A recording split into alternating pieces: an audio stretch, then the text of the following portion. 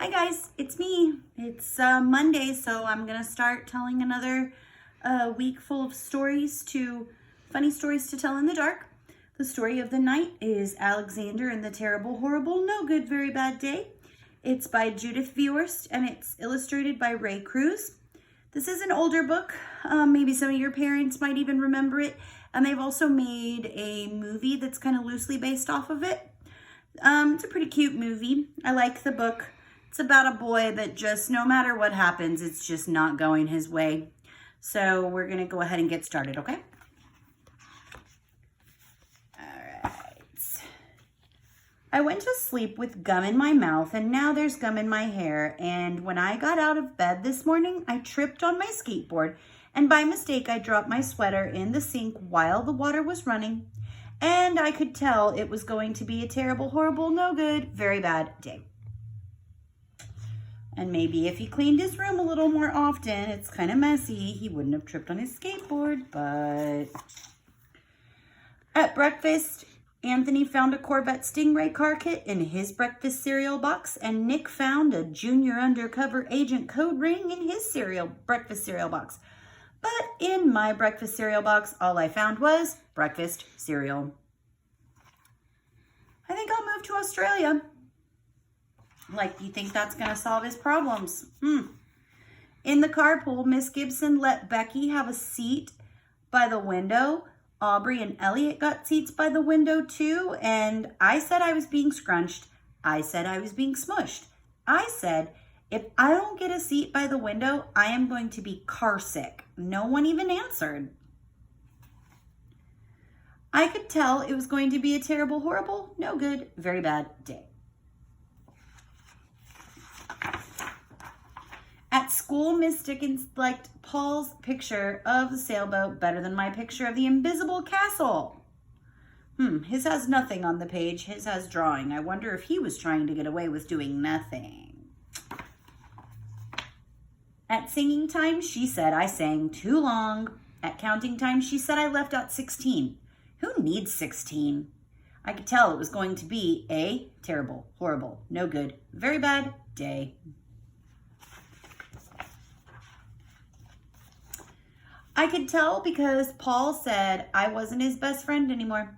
He said that Philip Parker was his best friend and Albert Moyo was his next best friend and that I was only his third best friend.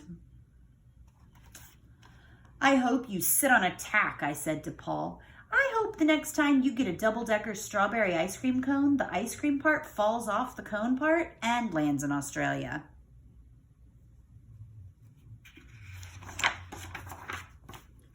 There were 2 cupcakes in Philip Parker's lunch bag, and Albert got a Hershey bar with almonds, and Paul's mother gave him a piece of jelly roll that had little coconut sprinkles on the top. Guess whose mother forgot to put in dessert?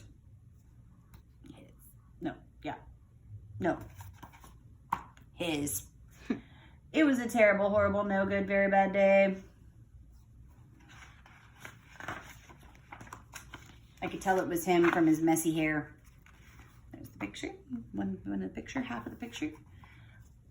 That's what it was, because after school, my mom took us all to the dentist and Dr. Fields found a cavity just in me. Come back next week and I'll fix it, said Dr. Fields. Next week, I said, I'm going to Australia. On the way downstairs, the elevator door closed on my foot, and while we were waiting for my mom to go get the car, Anthony made me fall where it was muddy. And then when I started crying because of the mud, Nick said I was a crybaby and... Oh, look. Ooh. Guess what's gonna happen? While I was punching Nick for saying crybaby, my mom came back with the car and scolded me for being muddy and fighting. I'm having a terrible, horrible, no good, very bad day. I told everybody, but no one even answered. Now they're going to the shoe store. Soon we went to the shoe store to buy some sneakers. Anthony chose white ones with blue stripes. Nick chose red ones with white stripes. I chose blue ones with red stripes. But then the shoe man said, "We're all sold out." They made me buy plain old white ones, but they can't make me wear them.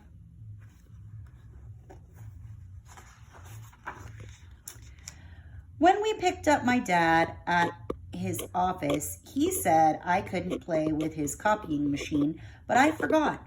He also said to watch out for the books on his desk, and I was careful as I could be, except for my elbow. He also said don't fool around with his phone, but I think I called Australia. My dad said please don't pick him up anymore. It was a terrible, horrible, no good, very bad day.